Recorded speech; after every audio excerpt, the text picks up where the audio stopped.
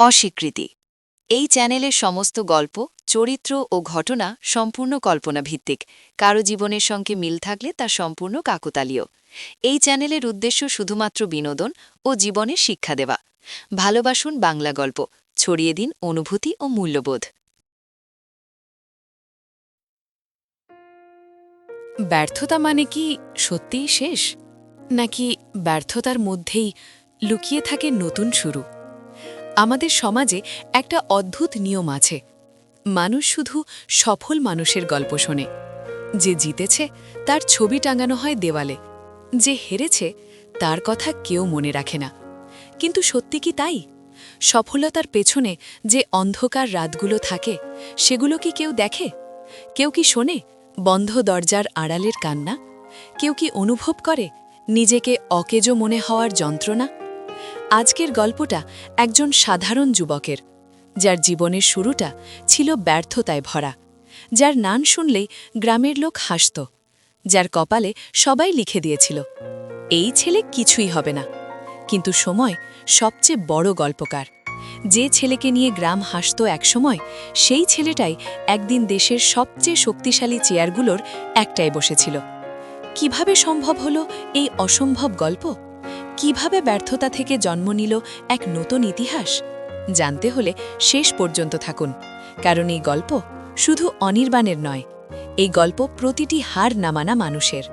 পশ্চিমবঙ্গের এক ছোট্ট গ্রাম, নাম তার বীরসিংহপুর।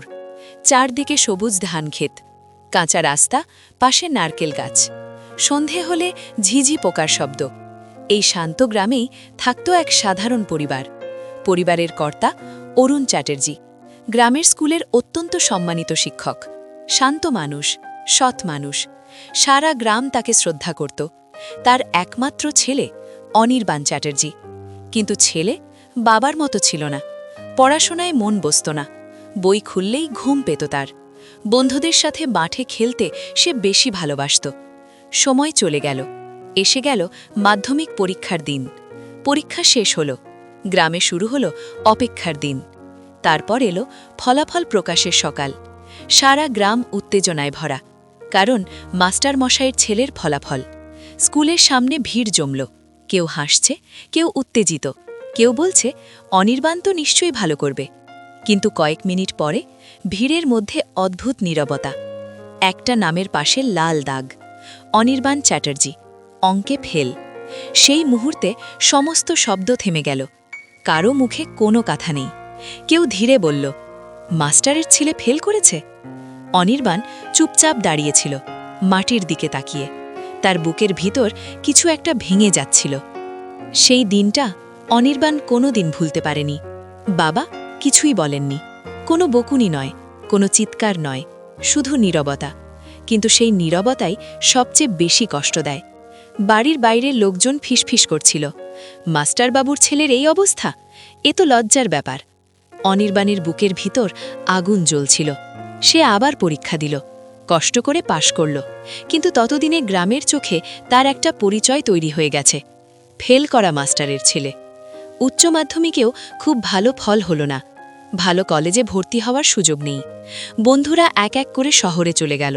কেউ ইঞ্জিনিয়ারিং, কেউ কমার্স, কেউ আইটি। আর অনির্বাণ, সে গ্রামেই রয়ে গেল। চাকরির পরীক্ষা দিতে শুরু করল। রেলওয়ে, ব্যাংক, পুলিশ, একটার পর একটা পরীক্ষা, আর একটার পর একটা ব্যর্থতা। লোকজন নতুন নাম দিল, ফেল করা মাস্টারবাবু। অনির্বাণের বয়স তখন 23। বন্ধুরা সবাই জীবনে এগিয়ে গেছে। কেউ কলকাতায় চাকরি করছে, কেউ বেঙ্গালুরুতে। আর অনির্বাণ, সে গ্রামের মোড়ে পোস্টম্যানের জন্য অপেক্ষা করে, যদি কোনো কল লেটার আসে। কিন্তু কিছুই আসে না। একদিন তার বাবা গুরুতর অসুস্থ হলেন, হাসপাতালে নিতে হবে। অনির্বাণ পকেটে হাত দিল, মাত্র 10 টাকা। সেই মুহূর্তে সে বুঝল নিজের অক্ষমতা। হাসপাতালের করিডরে সে বসেছিল। বাবা যন্ত্রণায় কাতরাচ্ছেন, আর সে কিছুই করতে পারছে না। তার চোখ দিয়ে নীরব অশ্রু গড়াচ্ছিল। সেই রাতেই সে নিজের কাছে প্রতিজ্ঞা করল, হয় আমি বড় হব, না হলে আমি হারিয়ে যাব। কয়েক মাস পরে অনির্বাণ সিদ্ধান্ত নিল, সে গ্রাম ছেড়ে যাবে। তার গন্তব্য দিল্লি। পকেটে মাত্র কয়েক হাজার টাকা। সে পৌঁছল পুরানো রাজিন্দার নাগারে। সেখানে ইউপিএসসি পরীক্ষার প্রস্তুতি হয়। একটা ছোট্ট ঘর ভাড়া নিল। ঘরটা গুদাম ঘরের মতো, না আলো না বাতাস, কিন্তু স্বপ্ন ছিল আকাশের মতো বড়। তার লক্ষ্য ইউপিএসসি সিভিল সার্ভিস। লোকজন শুনে হাসতে লাগল।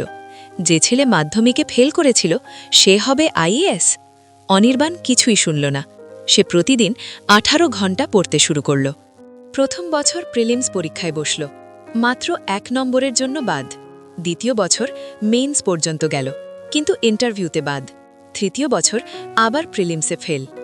অনির্বাণের ভিতর সব কিছু ভেঙে পড়ছিল। টাকা প্রায় শেষ, খাবার কেনারও টাকা নেই। সে রাতে এক হোটেলে কাজ নিল, থালা পরিষ্কার করা।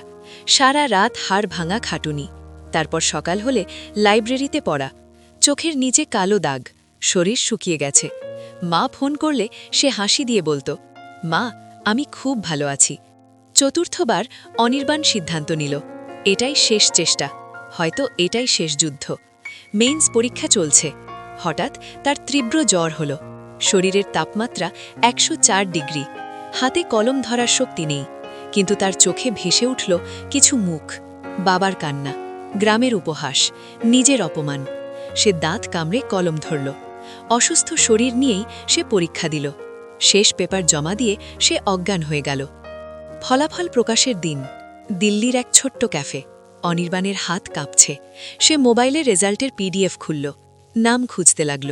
একটা লাইন, দুটো লাইন। হঠাৎ তার চোখ থেমে গেল। র্যাঙ্ক 1, অনির্বাণ চ্যাটার্জি। সে বিশ্বাস করতে পারছিল না। মাধ্যমিকে ফেল করা সেই ছেলেটা আজ সারা ভারতের topper, UPSC all India rank 1। Anirban চিৎকার করে কেঁদে ফেলল। সেদিন দিল্লির সেই গলিতে একটা নতুন ইতিহাস লেখা হয়েছিল। অনির্বাণ যখন গ্রামে ফিরল, সেই গ্রাম আজ অন্যরকম।